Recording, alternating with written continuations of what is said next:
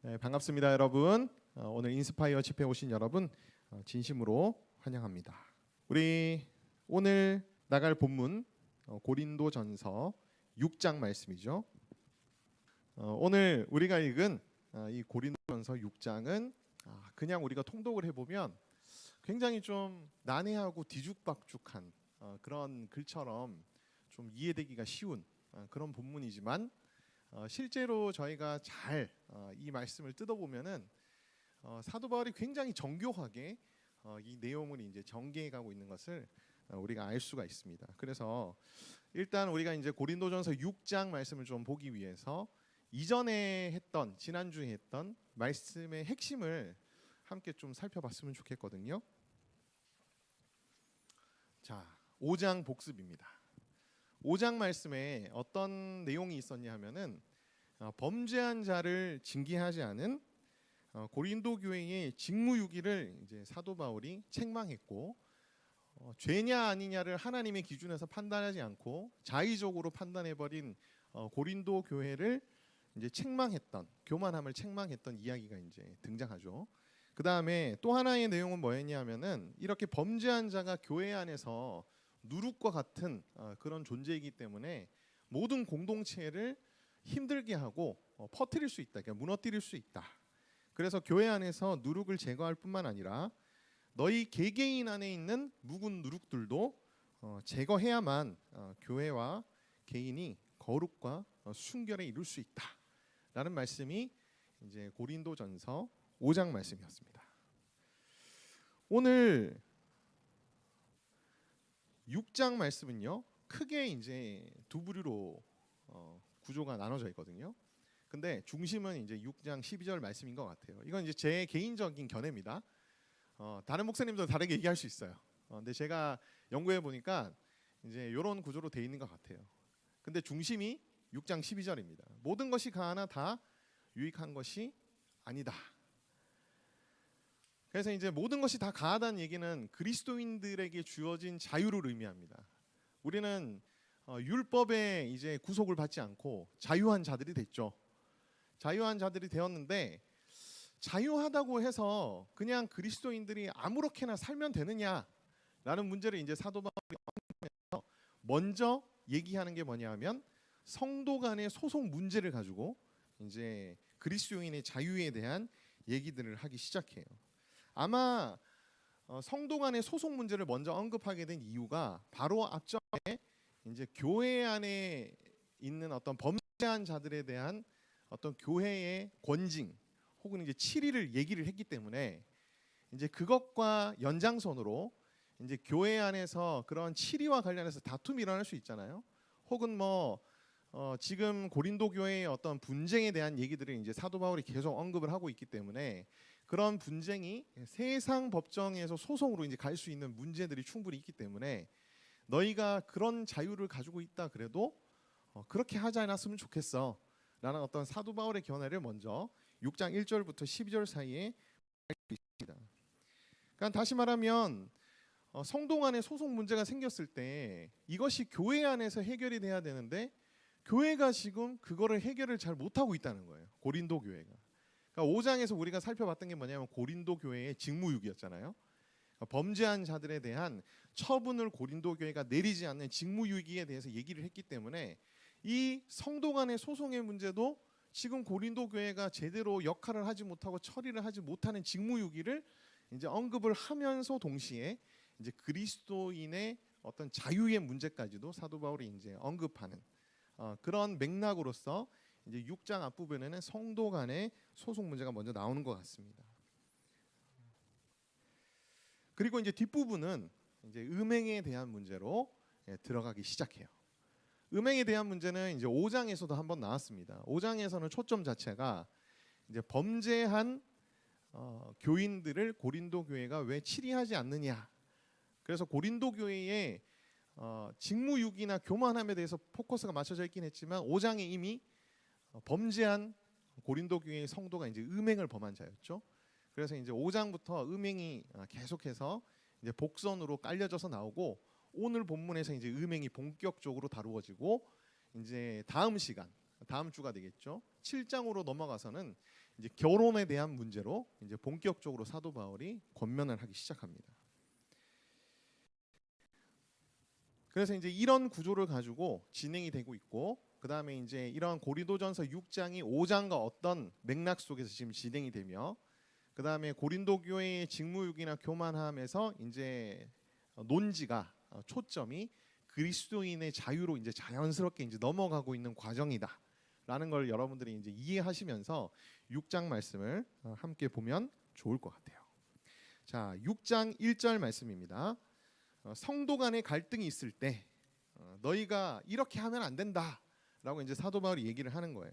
너희 중에 누가 다른 이와 더불어 다툼이 있는데 구태여 불의한 자들 앞에서 고발하고 성도 앞에서 하지 아니하느냐라고 얘기합니다. 여기서 불의한 자들이라는 건 뒤에 계속해서 나오는데요, 믿지 않는 자들을 의미해요. 그래서 이제 많은 학자들은 세상 법정에서 믿지 않는 자들이 중심이 된 어떤 법체계 속에서 소송받는 것은 적절하지 못하다라는 그런 사도 바울의 견해를 밝히고 있는 본문이다라고 그렇게 얘기를 합니다. 2절 3절에 이제 판단받겠거늘 지극히 작은 일 판단하기를 감당하지 못하겠느냐, 우리가 천사를 판단할 것을 너희가 알지 못하느냐, 그러하거든 하물며 세상 일이랴 라는 말씀이 있습니다. 자, 앞절에 보면은 너희가 왜 불의한 자들 앞에서 고발하고 소송을 남발하느냐, 성도들 안에서 그것을 해결하지 않고 교회 안에서 그것을 해결하지 않고, 그러면서 사도 바울이 이렇게 얘기해요. 성도가 세상을 판단할 것을 너희가 알지 못하느냐. 이 말씀은 뭐냐면은 예수님이 나중에 재림하시잖아요. 예수님이 재림하시면은 어떻게 하십니까? 예수님이 심판자가 되셔가지고 모든 사람들을 어떻게 하세요? 심판하십니다. 근데 마태복음 19장 28절이나 누가복음 22장 30절, 계시록 20장 4절에 보면은 예수님 혼자만이 심판을 하시는 게 아니라 예수님의 심판에 누가 또 심판자로서 참여하게 되냐면은 예수님을 믿는 자들, 구원받은 자들이 심판자로서 참여하게 됩니다. 그래서 사도 바울이 지금 이 얘기를 하는 거거든요. 성도가 나중에 세상을 심판하게 될 자들인데 어떻게 세상으로부터 너희가 심판을 받으려고 하느냐. 사도 바울은 이제 그 얘기를 하는 거예요. 그 다음에 6장 3절은 우리가 천사를 판단할 것을 너희가 알지 못하느냐라고 얘기하죠. 이것도 역시 이제 예수님의 재림 때 이제 예수님이 재판장이 되셔서 심판하시는 그 심판에 우리들이 다 참여하게 되는데, 심판받을 대상들 중에는 누구도 있는 줄 아시나요? 바로 천사들도 있습니다. 근데 이제 이 천사들이 전체 천사들을 다 의미하느냐, 아니면 이제 타락한 천사들만을 의미하느냐의 부분에 있어서는 뭐 학자들마다 견해가 조금 다르긴 해요. 어쨌든 타락한 천사만이라도 심판하는 일에 우리가 참여하게 된다면 우리는 다 구원받은 자들은 다 나중에 예수님이 재림하셨을 때에 천사들을 판단하는 자들이라는 거예요. 그러니까 너희는 이러한 자들인데 하물며 세상 일도 너희가 판단해야 할 것이 아니냐라고 그렇게 사도 바울이 얘기하고 있는 겁니다. 세상도 판단하는 너희가 세상에게 판단을 받는다는 게 말이 되냐? 천사도 판단하게 될 너희가 하물며 세상을 판단하지 못하겠느냐라고 그렇게 얘기하고 있는 거예요. 그래서 6장 4절 말씀으로 넘어가 보면 계속 이제 사도 바울이 얘기를 하거든요. 그런즉 너희가 세상 사건이 있을 때에 교회에서 경히 여김을 받는 자들을 세우겠느냐? 내가 너희를 부끄럽게 하려 하여 이 말을 하였노니 너희 가운데 그 형제간의 일을 판단할 만한 지혜 있는 자가 이같이 하나도 없느냐. 4절 말씀은 해석학자들 사이에 좀 의견이 분분한 구절입니다. 실제로 영어 번역서들에 보면은 의미가 조금 다르게 번역이 되어 있는 경우들이 있어요. 이게 이제 한 단어를 어떻게 해석하느냐, 그 단어를 명령형으로 해석하느냐, 의문문으로 해석하느냐에 따라서 이 4절의 그 의미가 조금 달라지거든요. 크게는 두 가지로 이제 번역이 달라지는데, 하나는 뭐냐면 세상을 보면 차라리 교회에서 믿음이 미약한 사람에게 재판받으라 라는 이제 그런 풍류적인 의미로서 사도 바울이 이 4절 말씀을 얘기했다라고 얘기하는 학자들도 있고요. 의문용어로 해석하는 자들은 교회가 경히 여김을 받는, 우리의 입장에서는 이제 세상 재판관들, 믿지 않는 재판관들이 이제 경히 여김을 받는 자들이라면, 경히 여김을 받는 세상 재판관들을 세워 판결을 받는다는 게 말이 되냐라는 의미로 해석을 합니다. 근데 어떤 의미로 우리가 받아들이든 상관없이 기본적인 바울의 가르침은 동일해요. 어떤 의미로서 동일합니까? 그러니까 세상 판결을 너희가 받을 필요가 없다. 받지 마라. 그들에게 너희가 나아가서 소송을 받을 이유가 너희에게는 전혀 없다라고 얘기를 하는 거예요. 여기 보면은 5절 말씀에 보면 형제간의 일을이라는 단어가 있습니다. 그러니까 이제 지금 사도 바울이 6장 1절부터 쭉 하는 얘기는요, 어디에 국한된 얘기냐면은 한 교회 내, 한 공동체 내의 형제들끼리 분쟁이 생겼을 때를 의미합니다. 무슨 말인지 아시겠죠? 그러니까 한 형제들끼리 분쟁이 생겼을 때는 공동체 앞에서, 혹은 공동체의 어떤 권위자에 의해서, 또 공동체의 지혜자에 의해서 너희가 이 다툼을 중재하고 해결하려고 해야지, 이거를 세상 법정으로 가지고 가서 해결하려고 해서는 안 된다라는 그런 말씀이에요. 이 말을 가지고 지금 이제 이 6장 1절부터 4, 5절까지의 말씀을 가지고 세상 법정을 무조건 무시하라는 식으로 이제 우리가 오해해서는 안 됩니다. 세상 법정을 사도 바울이 무시하라는 말씀은 절대 아니거든요. 다만 한 공동체 내에 형제들끼리 문제들이 있어서는 세상 법정에 송사하지 마라라는 그런 의미로 여러분들이 받아들이셔야 돼요. 사도 바울도 자신이 이제 로마의 복음을 전하기 위해서, 혹은 또 황제에게 고위 관료들에게 복음을 전하기 위해서 무엇을 사용했습니까? 로마 법 제도를 사용했습니다. 자신의 시민권을 이용해 가지고 자신이 황제에게 재판을 받겠다고 해서 로마까지 가거든요. 그러니까 로마 법 제도를 사도 바울이 절대로 무시하지 않았습니다. 무시하지 않고 그것을 인정하고 그 안에서 복음을 전파했거든요. 그래서 우리도 세상 법을 무시하면 안 돼요. 다만 이제 우리 한 공동체 내의 형제 자매들의 그런 갈등과 분쟁에 대해서는 교회 내에서 그것을 이제 해결해야 된다는 거예요. 그러면서 사도 바울이 이렇게 말합니다. 교회 안에서 이것을 판단할 만한 지혜 있는 자가 이같이 하나도 없느냐라고 얘기합니다. 이게 우리 교회의 참 심각한 안타까운 문제 중 하나가 아닐까라는 생각이 들어요.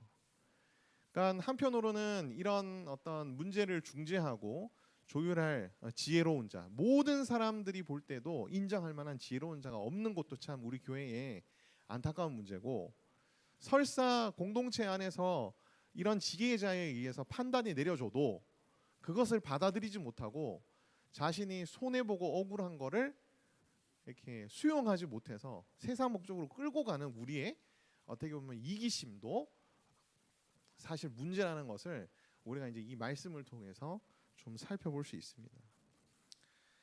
6절 말씀. 형제가 형제와 더불어 고발할 뿐더러 믿지 아니하는 자들 앞에서 하냐. 다시 한번 이제 얘기를 하죠. 너희가 피차 고발함으로 너희 가운데 이미 뚜렷한 허물이 있나니 차라리 불의를 당하는 것이 낫지 아니하며 차라리 속는 것이 낫지 아니하냐라고 얘기합니다. 이제 6절, 7절 말씀은 이제 송사하는 자들, 주로 이제 피해자들이겠죠. 송사하는 자들은 피해자들이에요. 피해자들. 그러니까 공동체 안에서 피해를 본 사람에게 이제 6절, 7절 말씀에 권면을 하는 거고, 그 다음에 6장 8절 말씀은 피해를 준 사람에 대해서 사도 바울이 하는 얘기입니다. 그렇게 여러분들이 이해하시고 보면 되는데, 자, 너희가 피차 고발함으로 6장 7절 말씀이에요. 너희 가운데 이미 뚜렷한 허물이 있나니 라는 말씀을 이제 직역을 하면 어떤 의미냐면은 너희가 소송하는 것은 참으로 이미 전적으로 너희의 실패이다 라는 의미예요. 근데 이제 우리가 이해하기 쉽게 좀 의역을 해보면 어떤 의미가 되냐면은 너희가 이것을 세상 법정으로 가져가서 소송을 하는 순간 너희는 영적으로 이미 패배해버렸다 라는 얘기가 됩니다. 왜 이런 얘기들을 하는 것일까요?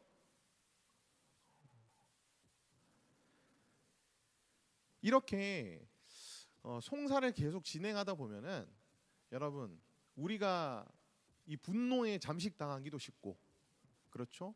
그 억울함과 내 안에 어떤 쓴뿌리에 우리가 휘둘리기도 굉장히 쉽고, 그 다음에 이런 송사들을 통해 가지고 세상 사람들이 우리를 향해서 어떻게 합니까? 손가락질을 하겠죠. 이 송사들이 세상 법정에 나가게 되면은 쟤네들도 정말 더러운 애들이구나, 정말 이기적인 애들이구나라고 그렇게 세상 사람들이 보겠죠.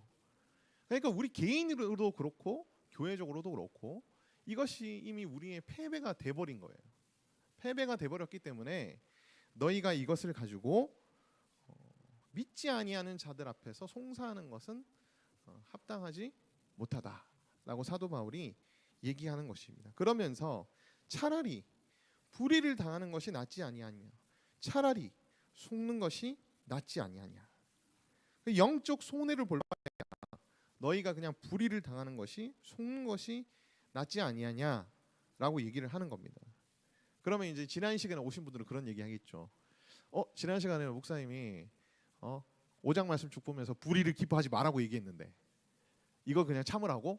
이렇게 이제 얘기할 수 있겠죠. 근데 사도 바울은 무조건 참으라는 게 아니라 이 해결은 누가 해줘야 된다? 교회가 해줘야 된다는 거예요. 교회 공동체에서 이 역할을 해줘야 된다는 거예요. 그러니까 이제 개인은 자신의 억울한 문제, 자신이 피해본 일에 대해서 교회가 해결해 주기를 바라는 마음으로 교회에게 그것을 맡기라는 의미입니다. 그리고 자기 자신은 믿지 않는 자들 앞에서까지 송사를 하지 말고 그냥 영적으로, 그러니까 손해를 보더라도 영적으로 승리하는 것이 낫다는 거예요, 사도 바울은.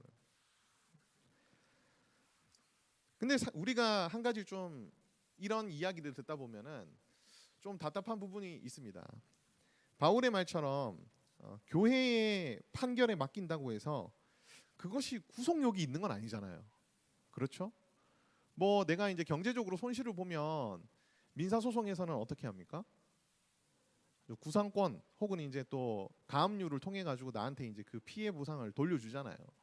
근데 교회는 판결을 하더라도 그렇게 할 구속력은 사실 없어요.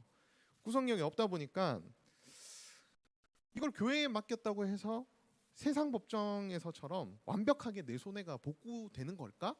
라고 이제 우리가 충분히 이렇게 질문을 할 수는 있을 것 같습니다.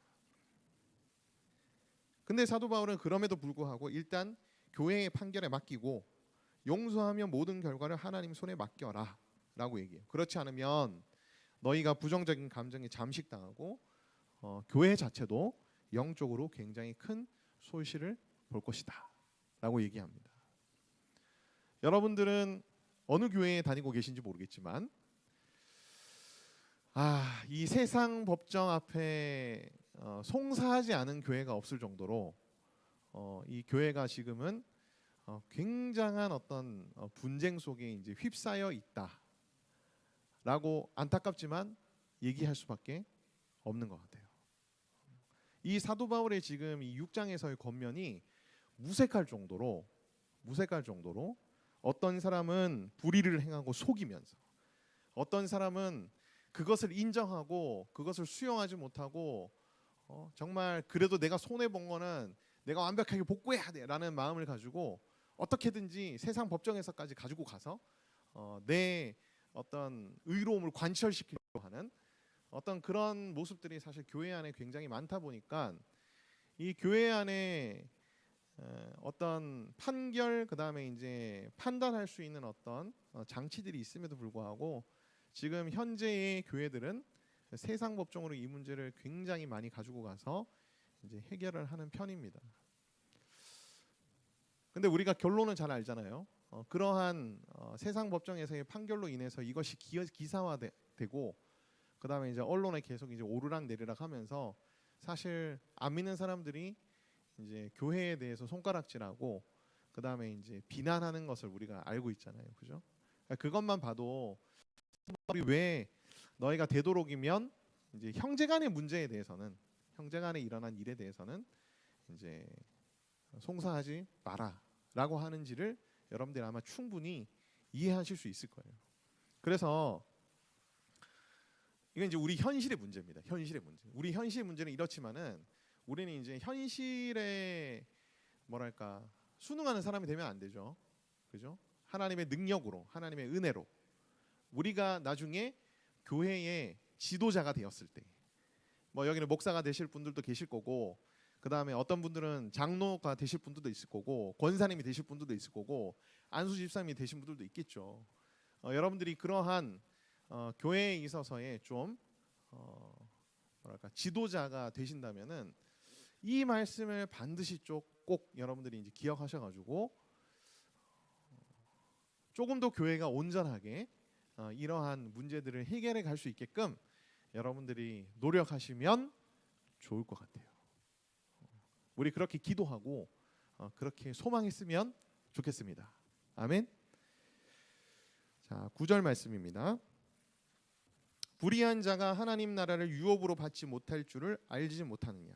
미혹을 받지 말라. 음행하는 자나 우상 숭배하는 자나 간음하는 자나 탐색하는 자나 남색하는 자나 도적이나 탐욕을 부리는 자나 술 취하는 자나 모욕하는 자나 속여 빼앗는 자들은 하나님의 나라를 유업으로 받지 못하리라. 너희 중에 이와 같은 자들이 있더니 주 예수 그리스도의 이름과 우리 하나님의 성령 안에서 씻음과 거룩함과 의롭다 하심을 받았느니라. 이제 9절에 나오는 불의한 자는 안 믿는 사람들입니다. 안 믿는 사람들, 그러니까 하나님의 나라를 유업으로 받지 못하는 사람들은 어떠한 삶을 살아가느냐? 음행하고 우상 숭배하고 간음하고 탐색하고 남색하고 도적이나 탐욕을 부리며 술 취하고 모욕하고 속여 빼앗는데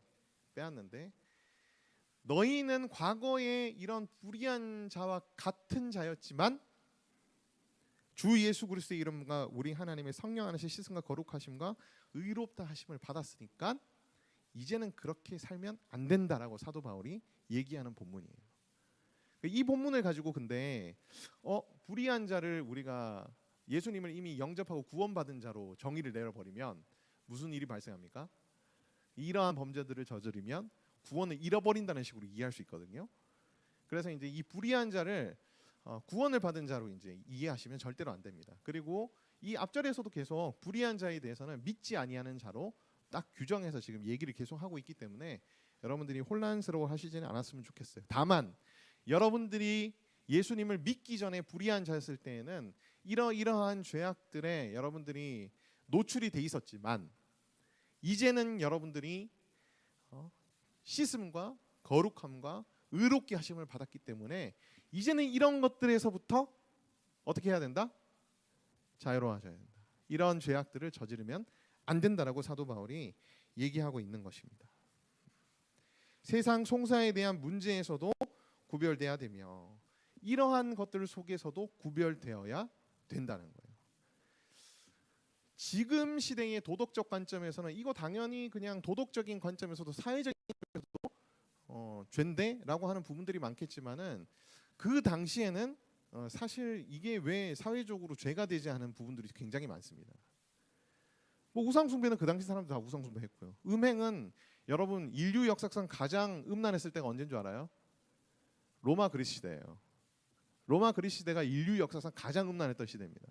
지금이 아니에요. 지금이 아니고. 그래서 뭐 그 당시는 음행하는 자, 간음하는 자, 탐색하는 자, 남색하는 자 이거는 뭐 그냥 능력 있는 자예요. 지금도 여러분 그렇지 않습니까? 지금도 세컨 있고 그다음에 섹스 파트너가 있으면 능력 있는 사람이고 없으면은 바보 멍충이잖아요. 사회에서 그런 취급을 받아요. 실제로 저한테 같이 동료했던 친구들이 와서 그런 얘기들을 해요. 제가 진짜 멍청한 건가요? 바본가요? 아니다. 도적이나 탐욕을 부리는 것. 이 당시는 훨씬 더 이게 자유로웠고 열려 있었던 시대입니다. 술 취하는 자. 이 술에 대해서 할 얘기가 너무 많은데 오늘 시간이 많이 없어서 술은 그냥 넘어가겠습니다. 이 당시는 물이 없는 지역이고 시대예요. 이 팔레스타인 지역은. 그러니까 이 당시는 무엇을 재배해가지고 물 대신 사용했습니까? 포도를 재배해서 즙을 짜가지고 물 대신 마셨던 시대거든요. 그래서 자연스럽게 포도 재배하는 철이 지나면 저장됐던 포도즙이 어떻게 됩니까? 발효가 돼요. 그래서 어쩔 수 없이 이 사람들은 식수를 해결하기 위해서 포도주를 마셔야 되는 때가 발생하는데, 근데 술 먹지 말라고 하면 안 되잖아요. 그죠? 그건 식수인데. 근데 성경에서는 그래서 술 취하지 말라는 말씀이 굉장히 많이 나옵니다. 왜 성경에 술 취하지 말라는 말이 나오는지는 그 당시 시대적인 상황, 그다음에 지역적인 특성들 고려해서 얘기를 해야 돼요. 단지 이거를 문자적으로 딱 떼가지고 근데 취하지는 마 이렇게 이제 적용하면 안 되는 문제예요. 모욕하는 자나 속여 빼앗는 자, 이런 자들은 하나님 나라를 유업으로 받지 못하는 자들이다. 이런 구체적인 어떤 죄악들은 지금 우리도 그리스도인으로서 절대 지어서는 안 될 죄의 목록이라는 걸 여러분들이 기억하셔야 됩니다. 여기에 나오는 탐색이라는 것은 뭐냐면, 탐색이라는 여기 뒤에 보면 여기 밑에 제가 적어놨거든요. 원어적인 의미로는 남성 매춘부예요. 근데 조금 일반적인 의미로는 호색가, 색을 탐하는 자들을 이제 탐색한다라고 부르는 것 같습니다. 남색은 뭐냐면 이제 동성애자들을 지칭하는 단어가 남색이에요. 11절 말씀. 그래서 이제 구원받아들이 피해야 될 죄악들 쭉 목록을 제가 적어놨습니다. 다음 넘어가 볼게요. 자, 이제 그리스도의 자유에 대해서 직접적으로 얘기를 합니다. 뭐 이 정도 사도 바울이 얘기를 했는데 분명히 그 편지를 읽고 있는 사람들 중에 그런 질문을 하는 사람들이 있을 거 아니에요. 아니 우리는 율법으로부터 자유한 자들인데 왜 소송하면 안 돼요? 뭐 자유로운 거 아니에요? 왜 맨날 이것도 하지 말고 저것도 하지 말고 자꾸 하지 말라고 얘기하나요? 이렇게 이제 얘기를 할 거 아니에요.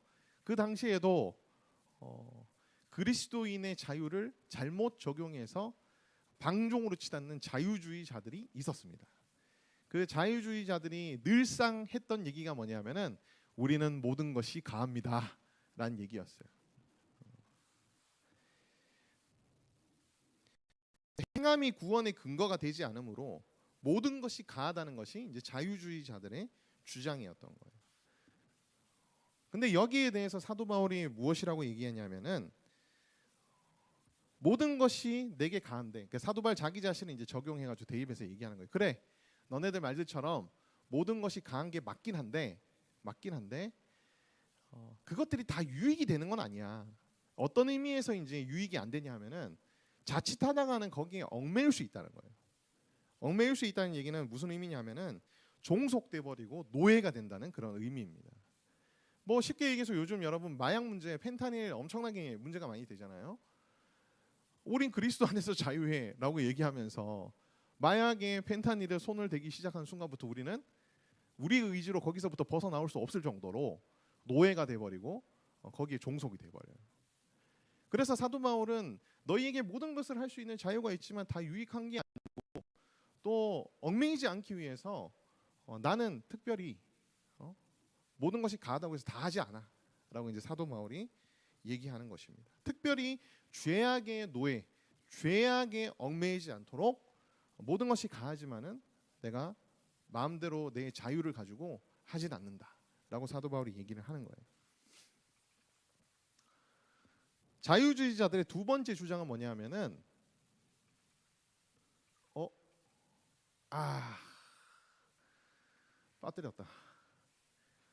빠뜨렸습니다. 이게 되게 중요한데, 자 말씀을 한번 보죠. 자 13절 말씀입니다. 13절 말씀. 음식은 배를 위하여 있고 배는 음식을 위하여 있으나 하나님은 이것저것을 다 폐하시리라. 이 말씀은 뭐냐면은, 이 말씀 아까 우리 자유주의자들의 첫 번째 주장은 모든 것이 가하니까 모든 걸 다 해도 된다라는 주장이었다면은, 두 번째는 뭐냐면 이 자유주의자들이 특별히 음란과 음행에 대해서 굉장히 자유로웠습니다. 제가 개관 시간 때 말씀드렸죠. 이 고린도라는 도시에는 아프로디테 신전이 있어가지고 온 도시가 다 성적으로 이제 굉장히 문란한 도시였다. 그래서 이제 뭐 자기 부인과 성관계를 하는 것만이 아니라 그냥 아무하고도 하는 게 그냥 아무렇지 않은 그런 도시였어요. 그런 도시였는데, 그러다 보니까 이제 이러한 사람들의 사고방식과 가치관과 문화들이 교회 안에도 들어와가지고 이 자유주의자들이 음란한 행위들을 하는 것도 정당화시키기 시작한 겁니다. 어떻게 정당화시키기 시작했냐면은, 이 사도 바울이 음식과 배에 대한 얘기들을 가지고 지금 이제 얘기를 하고 있거든요. 이 얘기는 사도 바울의 얘기가 아니라 이 자유주의자들의 얘기를 가지고 사도 바울이 이제 지금 권면을 하는 거거든요. 자유주의자들이 아마 이렇게 얘기했던 것 같아요. 음식의 목적은 뭐겠습니까? 배를 채우는 것이고, 배의 목적은 뭐예요? 음식을 소화하는 것이고, 마찬가지로 성행위의 목적은 몸의 쾌락을 위한 것이고, 그 다음에 몸의 목적은 성적 쾌락을 위하여 있는 것이다. 이런 식으로 이렇게 음식과 배의 관계를 가지고 몸과 음행을 정당화시키는 그런 비유들, 유비들을 가지고 이 성적인 문란함을 정당화시켰던 것 같아요. 그래서 사도 바울이 그들의 얘기들을 가지고 이렇게 얘기합니다. 음식이 배를 위해 있고 배가 음식을 위해 있는 것과 몸과 음란과의 관계는 이 비유로서 이렇게 적절하지 않다. 범주가 다르다라고 이제 지금 사도 바울이 얘기를 하거든요. 결론적으로. 그러면서 사도 바울이 이렇게 얘기합니다. 하나님은 이것저것을 다 폐하시리라. 그러니까 예수님이 재림하시면 우리가 이제 완전한 몸을 입게 되고, 그때가 되면은 소화기관과 음식이라는 그런 정의와 관계가 새롭게 이제 정의가 됩니다. 왜냐하면은 계시록 7장 16절에 보면은 우리가 새 하늘과 새 땅에 들어가면 더 이상 줄이거나 목마르지 않는다 그랬거든요. 그렇기 때문에 이 말씀은 새 하늘과 새 땅에 오시고 예수님 재림하면 이제 우리의 소화기관과 음식이 다 사라진다는 의미라기보다는 우리의 소화기관의 어떤 목적과 그 다음에 이 소화기관에 존재하는 의미가 새롭게 정의가 되고, 음식에 대한 부분도 지금과는 다르게 새롭게 정의가 된다는 의미로 여러분들이 이해하셔야 되는 거거든요. 그러면서 몸은 음란을 위하여 있지 않고 오직 무엇을 위하여 있다? 주를 위하여 있는 거예요. 그러니까 너희가 그런 비유를 들 거면, 음식과 배를 가지고 비유를 들 거면 몸과 비유를 들어야 할 것은 뭐다?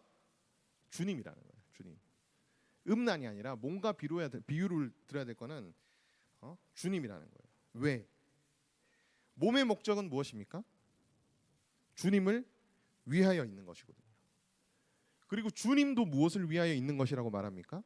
몸을 위하여 계시니라고 말합니다. 13절 마지막에 보면. 자, 이 의미가 뭐냐면은, 자, 주님이 몸을 위하여 있는 것은 뭐겠습니까? 예수님이 자기 백성의 완전한 부활, 온전한 몸을 위해서 십자가에 달리시고 부활하시고 나서 재림하시기 때문이잖아요. 그러니까 주님이 무엇을 위하여 있는 거예요? 몸을 위하여 있는 것이라는 말이 교리적으로 맞는 얘기예요. 우리의 몸도 무엇을 위하여 있는 겁니까? 주님을 위하여 있는 겁니다. 이 부분에 대해서 사도 바울이 이어서 이렇게 얘기합니다. 너희 몸이 그리스도의 지체인 줄을 알지 못하느냐? 내가 그리스도의 지체를 가지고 창녀의 지체를 만들겠느냐? 결코 그럴 수 없느니라.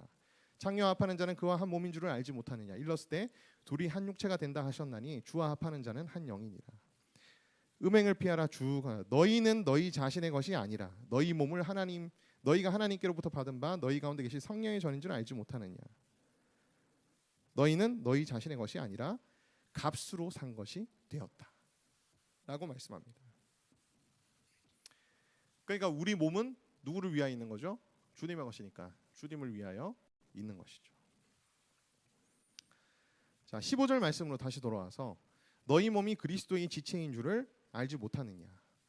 사도 바울은 신약 성경에서 누차 머리는 예수님이고 교회는 예수님의 몸이라고 밝히고, 각 사람들은 예수님의 몸을 이루고 있는 각 부분이라고 설명을 합니다.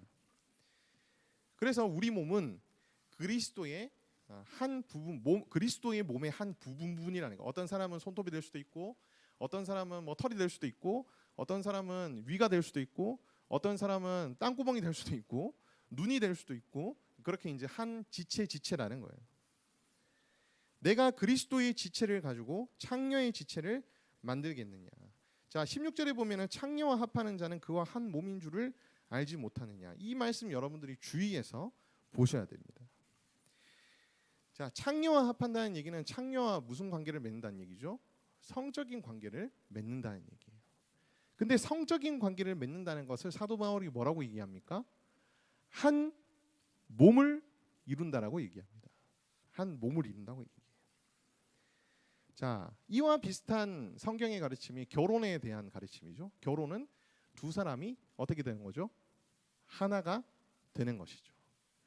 그렇다면 성적인 관계는 오직 어떤 관계에서만 하나님이 허용하신 거예요? 결혼이라는 관계에서만 허용하시는 거예요.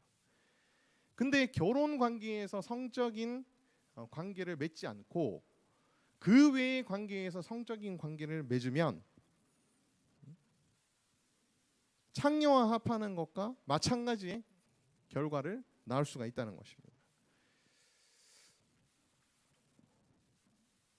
그래서 여러분, 성적인 관계는 절대로 결혼한 배우자 외에는 맺어서는 안 됩니다, 여러분. 안 돼요? 오늘은 별로 듣기 좋은 말이 없고요. 거북한 말이 많고 여러분들에게 찔리는 말씀도 많을 거예요. 다음 시간, 다다음 시간, 그 다음 시간도 마찬가지일 겁니다. 네. 어쩔 수 없어요. 고린도전서를 선택한 이상, 그리고 말씀을 강론하는 이상은 어쩔 수가 없어요. 껄끄러우시면 뭐 조용히 나가셔도 됩니다. 주와 합하는 자는 한 영이니라. 그리스도와의 영적인 연합을 의미합니다. 그리스도로부터 모든 것을 공급받으며 그리스도의 뜻대로 살아가며 그리스도를 닮아간다는 거예요. 우리는 어떤 의미에서는 그리스도와 이미 연합되어 있는 자인데 부적절한 관계를 통해 가지고 다른 사람과 또 하나가 돼버리면은 그리스도의 지체를 창녀의 지체로 만드는 거나 똑같다는 거예요. 내가 창녀와 합하면 내가 창녀와 한 몸이 되는 것이고, 근데 나는 그리스도의 몸의 일부분이니까 그러면 그리스도의 몸의 일부분이 뭐가 되는 거예요? 창녀의 지체가 되는 거지. 그러니까 그렇게 돼버리면은 안 된다는 거예요, 사도 바울이. 엄청난 죄악이라고 얘기합니다. 그래서 18절에 이렇게 말합니다. 음행을 피하라. 사람이 범하는 죄마다 몸 밖에 있거니와 음행하는 자는 자기 몸에 죄를 범하느니라. 너희 몸을 너희가 하나님께로부터 받은 바 너희 가운데 계신 성령의 전인 줄을 알지 못하느냐. 너희는 너희 자신의 것이 아니라 라고 말합니다.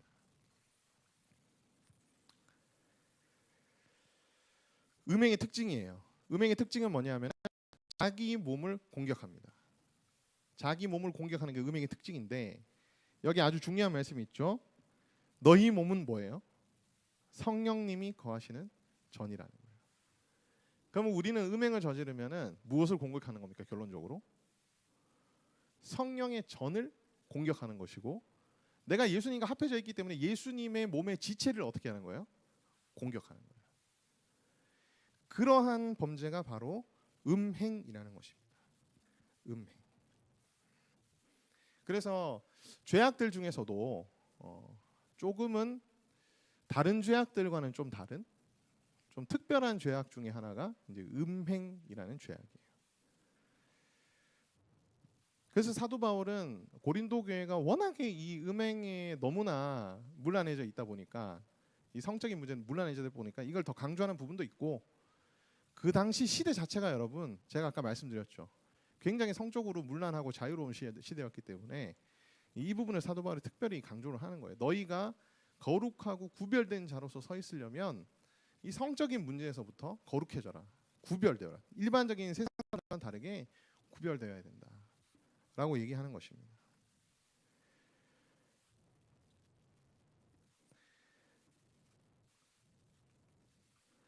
너희 몸은 너희가 하나님께로부터 받은 바 너희 가운데 계신 성령의 전인 줄을 알지 못하냐. 방금 전에 했죠. 네, 맞습니다. 자, 19절 20절 다시 보는 거예요.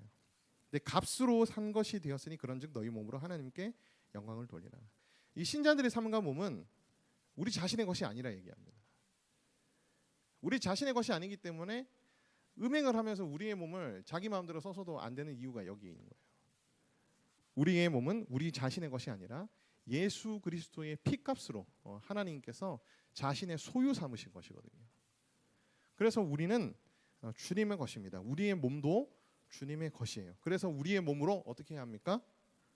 하나님께 영광을 돌려야 합니다. 우리에게 하나님께서 엄청난 자유를 주셨어요. 율법으로부터의 자유함, 그죠? 그리고 하나님께서 믿음을 통하여 우리를 구원해 주시는 그 엄청난 은혜를 주셨는데 우리는 그 은혜와 자유함으로 다시 죄의 종로로 타겠느냐? 라는 사도 바울의 말씀이 로마서에도 나와 있지 않습니까? 그죠? 그러니까 너희에게 주어진 자유를 가지고 아무렇게나 정당화시키고 아무렇게나 근거돼가지고 막 세상 송사 함부로 남발하고 그 다음에 음란한 죄악들 속에서 허우적대지 마라. 사도 바울의 오늘 이 6장의 가르침의 핵심이에요. 너희는 너희 자신의 것이 아니라 바로 예수님이 피값 주고 사신 하나님의 것이다. 주님의 것이다. 절대로 그렇게 살아서는 안 된다. 제가 일부러 이걸 가져왔어요. 여러분 요즘 굉장히 유명한 노래입니다. 알고리즘을 통해 가지고 해외에서도 유명해지고 있는 것 같아요. 난 이걸 듣는 순간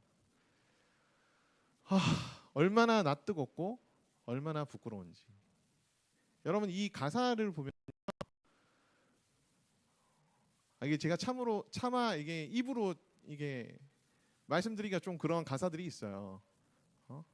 I'm still 뭐뭐 크리스찬이라고 나오는 부분이 제일 하이라이트거든요. 방금 디오를 샀어. 셀럽들과 잔도 부리시고 나랑 자고 싶어? 안 될 거 없지. 근데 곧 일요일 아침이야. 나 교회 가야 돼. 나는 아직도 크리스찬이야. 옛날의 나와 그리 다르지 않지. 난 여전히 이거는 제가 그 블로그에서 가지고 온 거예요. 제가 번역한 게 아니라 이거 왜 이게 이렇게 돼 있냐? 이거 제가 쓴 게 아닙니다, 여러분. 이 노래가 정말 예수님 믿는다고 하지만 세상 사람보다 더 타락한 그리스도인들을 비꼬는 가사예요. 비꼬는 가사. 이 지올팍이 크리스찬인지는 잘 모르겠습니다. 근데 이게 노래가 되고 가사가 되고 굉장히 흡입력 있는 메시지가 제일 동정하면 여러분은 이미 세상에서 그리스도인에 대한 인식이 완전히 박살나고 무너졌다는 얘기예요. 이거를 우리가 이런 사회적인 현상들 문화의 하나지만은 이런 문화적인 현상들과 사회적인 현상들을 우리가 바라보면서 정말 울어야 됩니다. 울고 애통해야 하고 하나님 앞에 회개하고 그래야 돼요. 거기다 밑에 댓글로 우와 노래 진짜 끝내주 이런 거 달 때가 아니에요. 그리고 이걸 계속 볼 때가 아니에요. 조회수 높여줄 때가 아니란 말이에요. 여러분 지금 이러한 노래들이 흡입력이 있을 정도로 우리 많이 무너져 있습니다. 이것은 사실 우리 개인을 봐도 마찬가지인 것 같고요. 사실 누가 누구를 정죄할 필요 없이 제 안에도 그런 동일한 문제들이 있습니다. 꼭 성적인 문제만이 아니라도 우리가 믿지 않는 자들과 구별되게 거룩하고 순결하게 최선을 다해서 살아가야 됨에도 불구하고 세상 사람들과 별바 다를 바 없게 성적으로도 문란하게 그렇게 살아가고 있는 우리의 모습들이 지금 이 노래의 가사에 담겨 있지 않을까라는 그런 생각이 좀 많이 들어요. 그래서 이 인스파이어에서 저희들이 계속 사역을 하면서 제가 이제 하나씩 지금 추가하고 있는 거예요. 제일 처음에 제가 2강인가 1강인가 2강 할 때 우리 인스파이어에서 일으키고 싶은 운동이 말씀 중심 성령 운동이라고 그랬죠. 성령은 꼭 기적적인 체험만을 하게 하는 능력만 있는 분이 아니라 말씀을 깨닫게 하고 말씀에 순종하게 하는 능력이 있으시기 때문에 말씀 중심의 성령 운동이 이 인스파이어를 통해서 일어났으면 좋겠다라는 말씀을 드린 적이 있습니다. 또 하나는 말씀 중심의 교회 운동이 일어났으면 좋겠어요. 더 이상 교회를 다니면서도 말씀에 무지하고 말씀으로 체험받지 못하는 일들이 일어나지 않게 이 교회들이 말씀 중심의 교회들이 될 수 있도록 저희들이 작은 미랄이 되었으면 좋겠다는 마음이 있습니다. 또 하나는 뭐냐 하면 바로 순결 운동이에요. 이 순결에는 사실 우상 숭배부터 시작해서 여러 가지 정결한 우리의 여러 거룩한 부분들까지 다 포함되어 있긴 하지만 또 이 순결이라는 의미 속에는 이제 성적인 순결도 한 축을 담당하고 있습니다. 그러니까 우리 젊은이들이 이 순결을 위해서 정말 온전히 나아갈 때 또 하나님께서 이 땅에 큰 진짜 진정한 의미의 부흥을 허락해 주시지 않을까라는 그런 생각이 들어요. 여러분 이 인스파이어의 정말 비전에 여러분들이 함께 동참해 주시기를 부탁드립니다. 오늘 이 6장을 살펴보면서 몇 가지 우리가 또 맺었으면 하는 열매들을 여러분과 함께 나누고 싶어요. 여러분 우리가 음행을 회개했으면 좋겠습니다. 음행으로부터 자유한 자들은 없습니다. 왜냐하면 마태복음 5장 28절에 음욕을 품은 자마다 간음하는 자라고 얘기했어요. 성적인 어떤 욕망을 품은 것만으로도 하나님은 음란한 행위, 그 다음에 음행을 한 것으로 간주하십니다. 내가 꼭 혼전 성관계를 맺지 않더라도 우리가 마음으로 머리로 생각만 했더라도 우리는 음행을 저지른 자들이 돼요. 그래서 이 음행으로부터 자유한 사람은 이 세상에 없습니다. 그렇기 때문에 우리가 이 음행한 부분에 대해서 하나님 앞에 철저하게 회개하고 그 다음에 깨어져야 될 필요가 있는 것 같아요. 저를 포함해서 우리 모두가. 그 다음에 음행을 피했으면 좋겠습니다. 계속해서 회개하고 그 다음에 계속해서 치열하게 싸워나가시기를 바랍니다. 아멘. 이 성적인 유혹은 너무너무나도 강력하기 때문에 참 벗어나기가 쉽진 않아요. 그렇기 때문에 매일매일 자기 자신을 쳐서 복종시키고 매일매일 하나님 앞에 회개하고 매일매일 치열하게 싸우는 수밖에는 답이 없습니다. 답이 없어요. 그렇기 때문에 우리 음행을 피하는 그런 자들이 되기를 원합니다. 우리에게 주신 자유로 하나님께 영광을 돌립시다. 우리에게 주신 몸으로 하나님께 영광을 돌리기를 원합니다. 하나님께 영광을 돌린다는 것은 나의 몸, 나의 삶을 통해서 하나님께서 높임 받으시고 경배 받으시고 찬사를 받으시게 하라는 의미예요. 내 삶을 보면서 세상 사람들이 하나님께 손가락질하는 것이 아니라 정말 너희가 믿는 하나님이 대단하구나. 하나님을 믿으면 정말 그렇게 살 수 있구나. 나도 그러한 삶을 살고 싶다. 나는 마음을 갖게 한다. 여러분 우리 몸으로 하나님께 영광을 돌리는 것입니다. 구제를 통해 베푸는 삶을 통해 절제를 통해 온전한 결혼 생활과 가정 생활을 통해 거룩한 삶을 통해 우리 몸으로 하나님께 영광을 돌리는 그런 우리가 되기를 간절히 바랍니다.